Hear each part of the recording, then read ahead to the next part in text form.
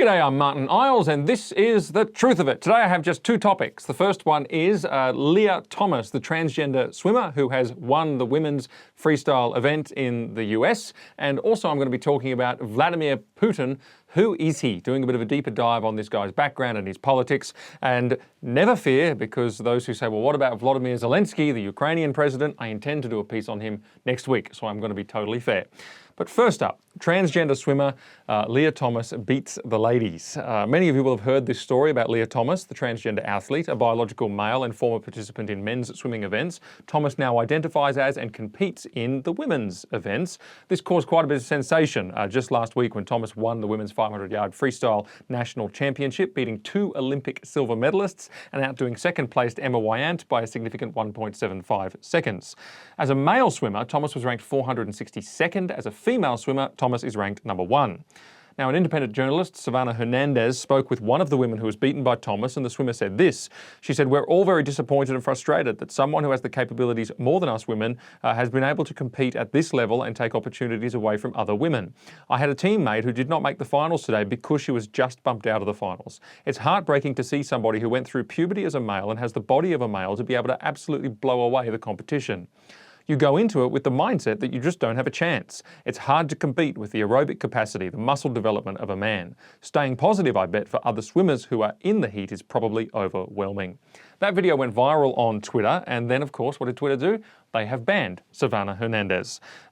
I think the comments are clearly accurate because obviously it's truth that she's speaking, but also there's a photograph doing the rounds of this Lia Thomas standing on the podium and with the second, third and fourth place women gathering on the other side of the podium doing their own celebration as if they're first, second and third and having a photo with Thomas excluded on the side, and Thomas towers over them in bulk, in height, in every possible way. And it was interesting at the Tokyo Olympics. I don't reckon this event's going to come up in Los Angeles because it proves something that some people don't want proven.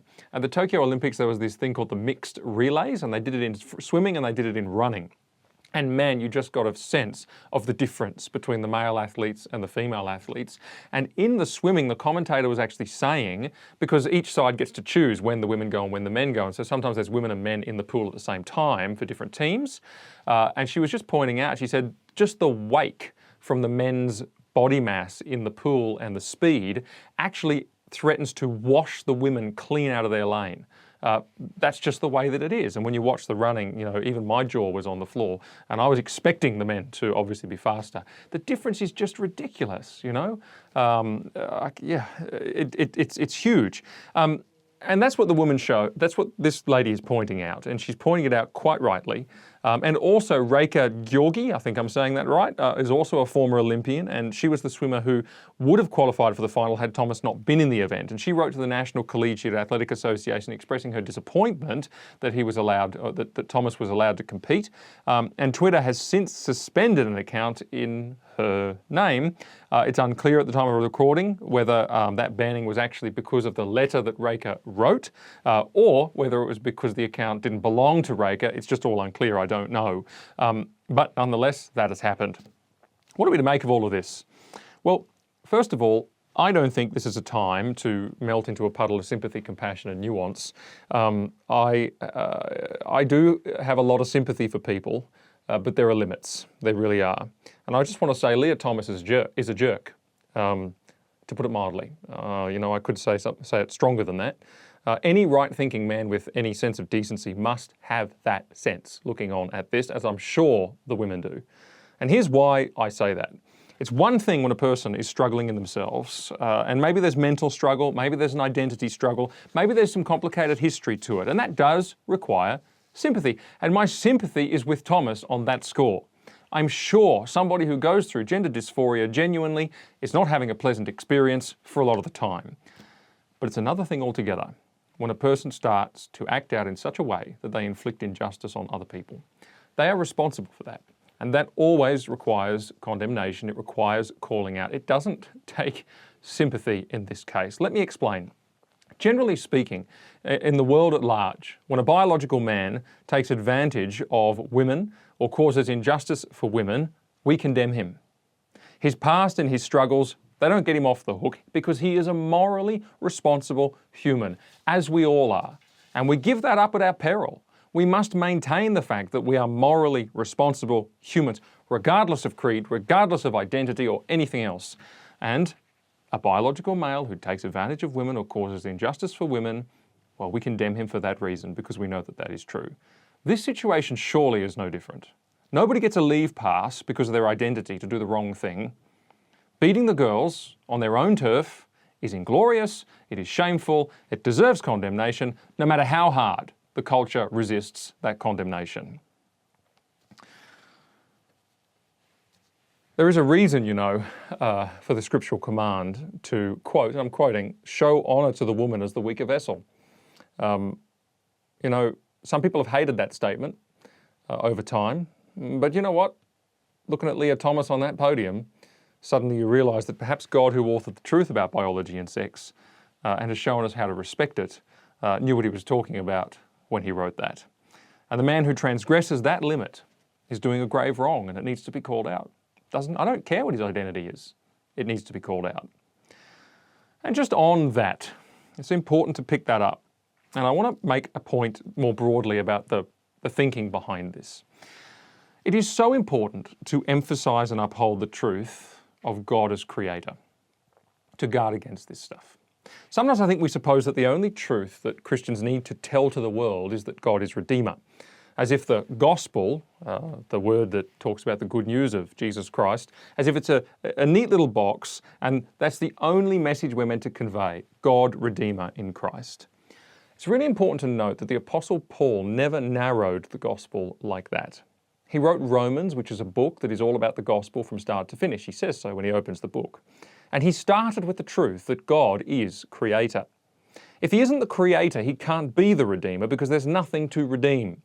He created the world fell in sin, he redeems the world through Jesus Christ. There's no disconnection between any of those points. And we've tried to disconnect them, I fear, at times in the past, at great current cost, where creation is really one of the great problems in our time, in our culture. If he isn't the creator, furthermore, then what in the world is the problem? If he didn't create this paradigm that we're living in, define what is right and wrong, define what is morality, define truth, define good and evil, then what even is sin? What even is evil that we need salvation from it? That's why God connected the two concepts when he spoke to the Israelites. He said, for your creator, he is your redeemer. You can't have one and not the other. And our world has said, rather, that there is no creator higher than me, yours truly. And that is the beginning of their trouble. That is what happens when you don't believe that God is great, that he made us, and that he set the world according to its principles, its laws, its standards, and its direction. What happens is you get too big for your boots. You start in your foolishness to compete with God for some of his jobs, and you say, I'm the creator now, somewhere in your heart. And you define right and wrong. You know, you hear it all the time. Well, it was right for me or wrong for me. Well, right for me is called my opinion. It's not what's right. Neither is it what's wrong. God is in charge of those things, not me. I'm not the creator now. He's always been the creator. You also live your life on your own terms, with your own self-set goals and ambitions, because you don't really believe that God has set the direction of history and that he's ordained things and that he's ordained things for you to do. You don't believe that. You don't believe he's in charge, he's in control. You think it's all in your hands, with your free will, with nothing else to consider. Well, James says, the Apostle James says, all such boasting is sin about what you're going to do with your life, where you're going to go with your life. He says, you need to start with the premise, if the Lord wills it. You know, I could go on. Surely, though, the grossest example in our modern day is to declare yourself to be the opposite sex. Surely that is getting too big for your boots. Surely that is taking on God's job. When every cell in your body contains a certain chromosomal configuration, every cell in your body, when your build, your internal organs, your aerobic capacity, as that swimmer said, your psychology, everything about you has developed based on a male and female blueprint that goes right down to your DNA. Oh, but apparently by just chopping ourselves up, we can change all of that. Well, here's the thing. No, you can't, because you're not the creator. God is. Genesis 1:26, then God said, let us make man in our image, after our likeness. So God created man in his own image. In the image of God, he created him. Male and female, he created them. And God blessed them, and he said to them, be fruitful and multiply, and fill the earth and subdue it. I had coffee once with a very liberal theologian, and she explained to me that this may be the case, but that God also created sea and dry land, and that he created light and dark. And, you have seashore where the two things blend and become indistinct, or you have dusk or dawn where the two things blend and become indistinct. So it's the same with male and female. You can have the blending. But of course, it's a bogus point. First of all, God didn't make the dark. It doesn't say that, but that's another point. Let's pretend let's pretend that's not an issue. Either way, at the seashore, what do you have? Well, you stand in the water right up to your waist, you're standing on the land, and the water's covering your waist. It's still two distinct things, the land and the sea. Full stop. The two things have not changed in their intrinsic and essential nature at all. They haven't blended. They're just sitting next to each other. And similarly, light and darkness. Well, you look in the dusk, what do you have? You actually just have less light. The light hasn't changed. The dark hasn't changed. You look at the sunset, you're looking at the source of light. It hasn't changed. Same thing, when God made male and female, he doesn't anticipate that they change. He has made two distinct categories. And what we do in our mind and what we do when we get too big for our boots and say, I'm the creator now, cannot and does not change that any more than declaring the land to be the sea could change anything. It's a bogus point. The whole of Genesis 2 and 3 are actually quite preoccupied with making the point that God deliberately made a man and a woman, and he had different purposes in mind when he did that. And the rest of Scripture continues to reinforce it. And here's one of the many things that we're told, and I mentioned it before, let me come back to it to reinforce it. There's a command in the New Testament to men. It says to, quote, show honour to the woman as the weaker vessel, unquote. And a lot of people have hated that over the years, and the feminists haven't been keen on it. But suddenly, as I looked at the images of Thomas towering over the girls on the gold medal spot on the podium, as I thought, well, what if I or someone else did the same thing? It would be the same. If I was a transgender rower, there would be me, a foot taller than the nearest woman, probably. You realise all of a sudden that God knew what he was talking about when he said that. Because he's the creator. He's the author of truth about biology, about sex. And he's shown us, therefore, how to respect it. And the man who transgresses that limit is doing a very grave wrong, and it needs to be called out. And that's why I speak harshly on this aspect of what Leah Thomas has done and what Leah Thomas's enablers have permitted to be done, not least of which is the NCAA, the governing body of that competition. All right, next up, who is Vladimir Putin? And I'm going to say again, people are going to go, oh, why are you bashing up on Putin? What about Vladimir Zelensky, the president of Ukraine? I'm going to do a piece on him as well. And the point here is just to go into some of the issues that are around the whole war in Ukraine subject and bring them to light. I have already done a piece called What Was Putin Thinking, where I talk about his speech that he gave on the day before the invasion in Ukraine and some of the motives that he expressed clearly in that speech. This time I'm going to be talking about Vladimir Putin in terms of his history and his political apparatus and his political history to get a sense of what kind of guy is this, what kind of president is he. Because he is the current president of the Russian Federation, as we know, and he's variously been either prime minister or president since 1999 for the United Russia Party. I'm going to go through his personal life now, then a bit of his professional background, then some constitutional amendments he made to guarantee himself effectively president for the rest of his life, which he otherwise couldn't have done. And then I want to talk about some of his the suppression of his political opponents and his autocratic and authoritarian tendencies. But anyway, it's not all negative, but it's quite negative. Personal life. His personal life is actually a taboo subject, and the Russian media and journalists report that they face threats to their career, threats or career destruction for prying too far into it. So a lot of this is very unknown. Secrecy also clouds his childhood, although it is known that his brother Victor was taken from his mother at birth for state protection and placed in a children's home, and then died during the 872-day German siege of Leningrad during World War II. Putin is known to visit the cemetery where Victor is buried. He was married to a woman called Lyudmila, and I can't pronounce her surname, and this is going to happen a few times in this segment. Some of them are really complex. Shkrebneva. He was married to her for 30 years between 1983 and 2013, and it's known that he has at least 2 daughters. But their identities are not officially confirmed. They go by secret identities, and Putin's refused to answer direct questions about whether he even has children, but he's referred to them indirectly at different times. For example, when he was talking about the Sputnik COVID vaccine, he said one of his daughters had taken it. It's assumed that the daughters are both researchers. One is an endocrinologist called Masha. The other is a financial specialist called Katya. I think Masha's married with a child. Katya's divorced. Putin has been linked also to a girlfriend, Alina Kabaeva. I think. Although the first newspaper to allege this was forced to shut down. It's rumoured that they're married with multiple children, though Putin will not confirm it. The Russian state media watchdog blocked a news website in 2020 for alleging that Putin had a child with another woman, Svetlana Krivonogik, Krivonogikh. Lots of Russians are going to be laughing at this. In terms of his professional background, after studying law at Leningrad State University, Putin served for 15 years as a foreign intelligence officer at the KGB. The KGB was created in 1954 and it was to serve as the, quote, sword and shield of the Communist Party, unquote, in the USSR. It was responsible for foreign intelligence, domestic counterintelligence, technical intelligence, protection of the political leadership and security of the USSR's frontiers. And during the Soviet era, it was also responsible for the surveillance of the population. You know, a properly communistic, statist, authoritarian, nasty piece of work organisation, if I could just put it mildly. In 1990, Putin retired from active KGB service with the rank of lieutenant colonel. In 1994, he becomes the first deputy mayor of St. Petersburg. In 1996, he moves to Moscow and he joins the presidential staff as a deputy to Pavel Borodin, the Kremlin's chief administrator. He then moves up in administrative positions, and by July 1998, he's the director of the FSB, which is the KGB's successor. Shortly afterwards, he becomes the secretary of the Security Council, and then in 1999, President Boris Yeltsin appoints Putin the prime minister of the Russian Federation. So quite a stratospheric rise there over the course of a decade, really stratospheric.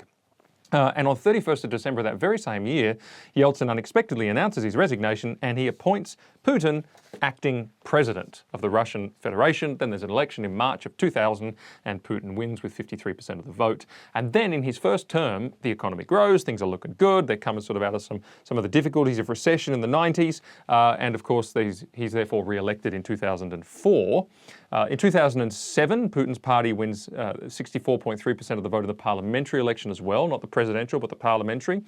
In 2008, Putin hits his constitutional term limit as president. In Russia, much like it is in the US, it used to be that you could only serve as president for a maximum of 2 terms. And so what happens is that Putin names Dmitry Medvedev as his successor.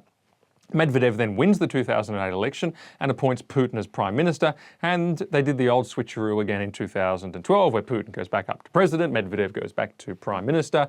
They also swapped in the role of chairman of the United Russia Party. Putin held the post whilst he was prime minister, but Medvedev took it once Putin was president again in 2012, and Medvedev has stayed there as the chairman of that party ever since, and Putin has stayed on now as president ever since. And you say, well, hang on, how did Putin do that? I thought that the whole point was that he could only be the president for 2 terms. And that was in the constitution. Well, he pursued a range of amendments to the Russian constitution, which made this very possible. And what he did was, well, here's some of the amendments. There's actually a package of 206 amendments, which were all passed together, and I'll get to the reason why in a second, but let me get some of the key ones out. The first one is that it allowed him, this package of amendments that he pursued, allowed him to retain office until 2036, when he will be about 84 years old, by not only allowing 4 terms rather than 2 terms in the presidency, but actually guaranteeing through a parliamentary amendment that was thrown up at the very last second by an ally of his, it was guaranteeing that the 2 terms Putin had already served would not count in the new constitution towards his 4 terms. And so he's going to get a total of 6 terms in the presidency, presuming no further changes and presuming at 84 he doesn't want to continue. Secondly, the package of amendments allowed the president to dismiss and appoint the prime minister. It also allowed the president to direct the government's work program. It allowed the president to dismiss judges on the Constitutional Court and other senior judges. It granted the president lifelong legal immunity, so he cannot be prosecuted for anything whilst in the presidency or after he steps down, retires, or is voted out or whatever. Although he'll never be voted out, because the one thing I won't cover in this is the corruption in the elections, but that's a whole other story. So it's really confined to stepping down or something else. He also was able to appoint 30 new senators to the Russian Federation Council, not elected senators, but appointed by the president for, quote, outstanding services to the state or society, unquote. So therefore, massive direct control in the Federation Council. Also ensuring that the nation's actions in, quote, defending the fatherland, unquote, must not be questioned. Also prohibiting so-called, quote, separatist acts and speech, unquote. So that gives a lot of political authority over rivals and so forth. Now, I said there were 206 amendments in this package. Not all of them were bad. Okay, I just pulled out the clangers, but not all of them were bad. For example, the enshrining of certain conservative values like family, like traditional marriage, like the protection of children. Also things like the minimum wage. There was disability rights, environmental protection, entrepreneurship measures, and so forth. Widely speculated that these amendments were principally included at the same time to ensure public support for the whole package of 206 amendments because it went to a public vote. Overall, however, and I'll get to that in a second, but overall the changes make Putin one of the most powerful presidents in the world. They reflect a rejection of foreign influence. There's a bit about that. They reflect a rejection of liberalism and a rejection of Western power. I'm not opposed to that last point at all. I'm not, you know, just a blind champion of the West. I think countries should have their own way, and he's done all of those things. Let's call that morally neutral, that last one. Now, I did spend a lot of time reading through a number of these amendments, and I have team members that helped source them and translate them, which is great. And here's a couple of the interesting ones, which are, you know, not related to his accruing to himself extra power, but some other interesting points. Firstly, and I'm going to quote, protection of the family, motherhood, fatherhood and childhood. Protection of the institution of marriage as a union of a man and a woman, creation of conditions for the decent upbringing of children in the family, as well as for the fulfillment by adult children of the obligation to take care of their parents. That's in the Constitution. That's pretty good. The Russian Federation, united by a 1,000-year history, preserving the memory of ancestors who passed on to us ideals and faith in God, as well as continuity in the development of the Russian state, shall recognize the historical formed state unity. That's another one that I just read, possibly a dodgy translation, but it shouldn't be too bad. Another translation, children are the most important priority of the state policy of Russia. The state shall create conditions conducive to the comprehensive spiritual, moral, intellectual and physical development of children and to the education of patriotism, citizenship and respect for their elders.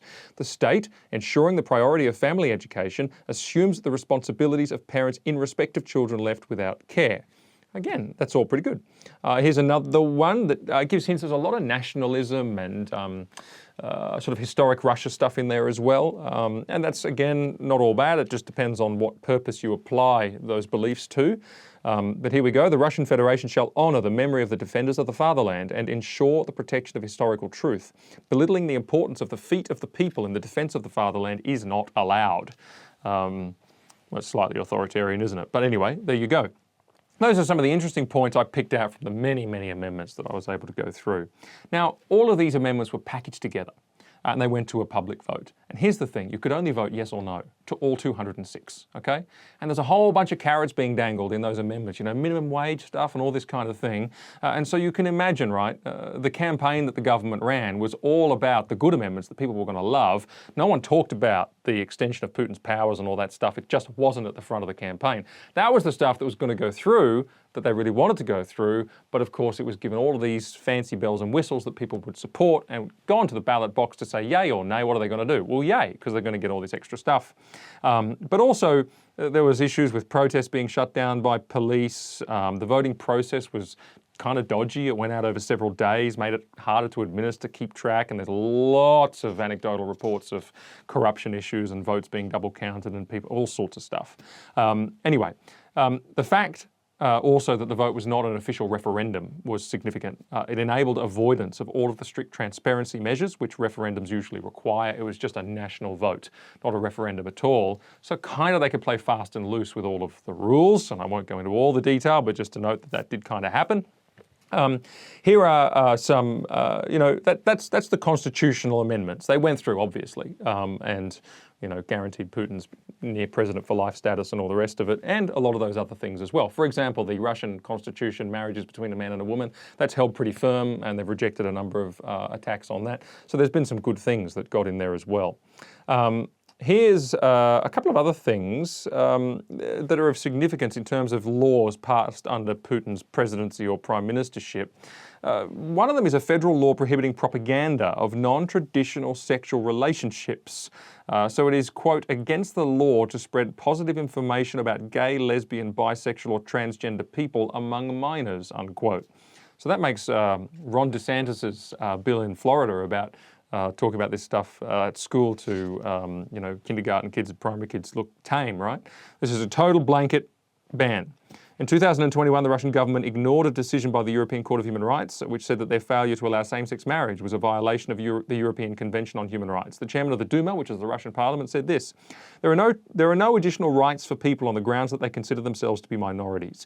This will not happen in Russia. We have a different mentality, different traditions, and most importantly, a different law. Thanks to the amendments of the Constitution, we can safely ignore any such decisions, both the decision of the European Court of Human Rights and any other bodies, due to the fact that our norms, our laws, are a priority. Fine. On the flip side, Putin is quite pro-environment, pro-climate action on a number of fronts, which has been interesting. This is just one quote. If I had time, I'd go into much more, but I don't.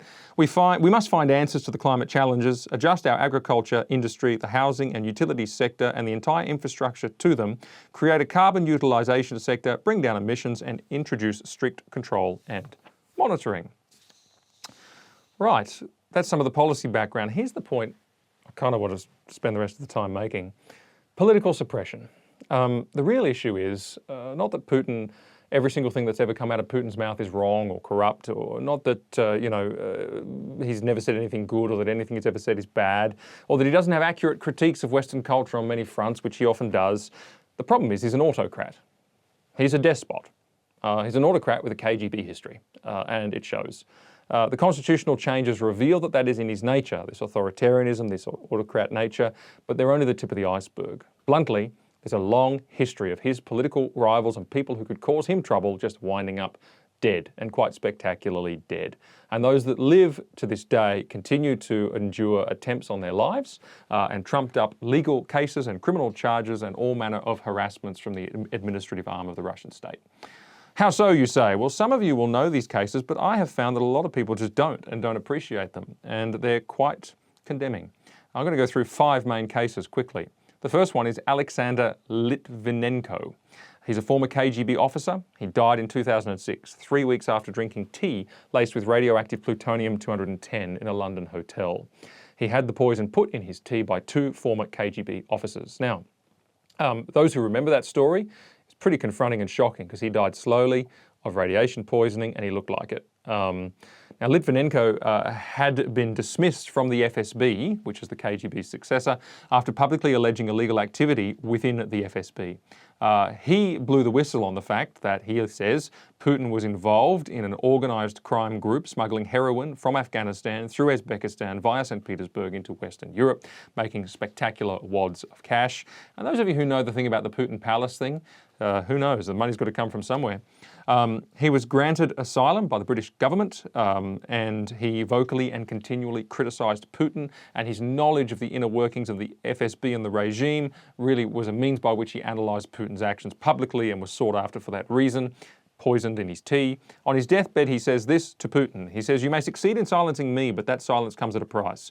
You have shown yourself to be as barbaric and ruthless as your most hostile critics have claimed. You've shown yourself to have no respect for life, liberty, or any civilized value. You've shown yourself to be unworthy of your office, to be unworthy of the trust of civilized men and women. You may succeed in silencing one man, but the howl of protest from around the world will reverberate, Mr. Putin, in your ears for the rest of your life. May God forgive you for what you have done, not only to me, but to beloved Russia and its people." It's probably true, you know. That kind of probably was a big turning point at which Putin, has suffered reputationally ever since. Another one, Anna Politkovskaya, all these surnames. A writer and a journalist authored the book Putin's Russia, which made the case that Putin had turned Russia into a police state, and she was an adamant critic of Putin. She was shot dead with a silenced pistol at point-blank range outside her apartment in October 2006. The court found that it was a contract killing worth $150,000 paid by an anonymous party. 4 people were arrested in connection with the assassination. It wasn't clear who exactly pulled the trigger. A 5th person fled Russia on a forged passport, which was issued by staff at Russia's Department of the Interior. Now, the European Court of Human Rights made a decision about this, acting on an application from Anna's family, and they found a whole bunch of stuff. Basically, what it was that the Russian authorities never went into any detail. They found the 4 guys and that was it. They said, "Oh, well, it was a contract killing, a hitman. It was someone paid a hitman." Well, who paid them? They didn't look into it. Well, where did the orders come from? What's the background to the issue? They didn't look into it. Well, who actually did the killing? They didn't even decide. So the European Court of Human Rights was pretty strong on the fact that this was a corrupt trial. Boris Nemtsov. Nemtsov was formerly the Deputy Prime Minister of Russia under Boris Yeltsin. He was expected to succeed Yeltsin, but the role went to Putin instead. You remember I mentioned that earlier. He and his party went into opposition, and from there he was a vocal critic of Putin. He authored several reports on the state of corruption, and vocally criticised Russia's 2014 annexation of Crimea. A few days after he spoke out against the Russian invasion, Nemtsov was gunned down with several shots in the back as he walked with his girlfriend outside the Kremlin, which is the Russian parliament building. Again, 5 men were tracked down. It was said to be a contract killing worth 15 million rubles, but no substantial investigation traced the source of the funds or the orders that were behind it. Among the suspects, there are direct connections to the highest political and military authorities in Chechnya, as well as at least one direct connection to President Putin. Again, the Parliamentary Assembly of the Council of Europe has noted that the case was completely riddled with inconsistencies. For example, there was no security camera footage supplied by the FSB at all. It disappeared. There was a failure to question a lot of the witnesses who were there. There was a failure to interrogate the connections that were mentioned to the military establishment and the government establishment and to Putin himself. There was major forensic impossibilities with regards to the bullets and shell casings which came out in the forensic analysis, and also the evidence supplied by witnesses who were called to testify was completely contradictory. So again, it's the familiar pattern. Alexei Navalny, this one's very famous. Most people know about this guy. He's the most prominent face of Russia's opposition at the moment with 2.7 million Twitter followers and 6.43 million YouTube subscribers.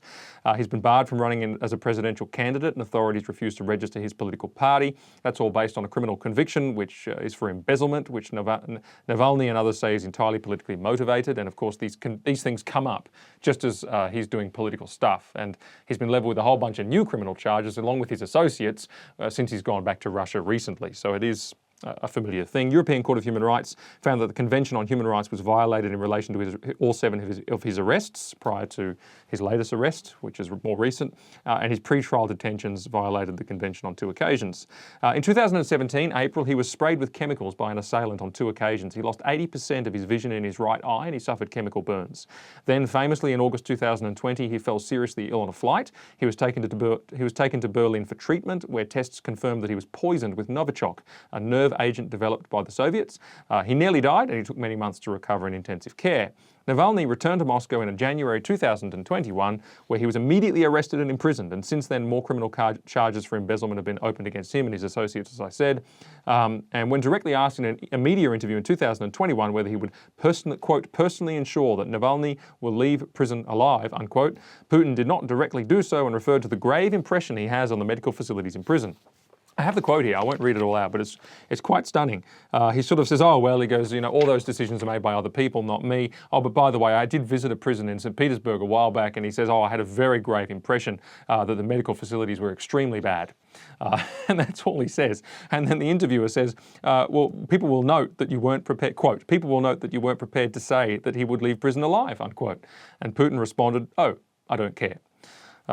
Sergei Skripal, the last one I'll go through, a former Russian intelligence officer who shared Russian secrets with Britain's MI6. He was charged, he confessed, and he was convicted of high treason and espionage in Russia. He was pardoned in 2010 as part of a prisoner exchange, and he went to the UK.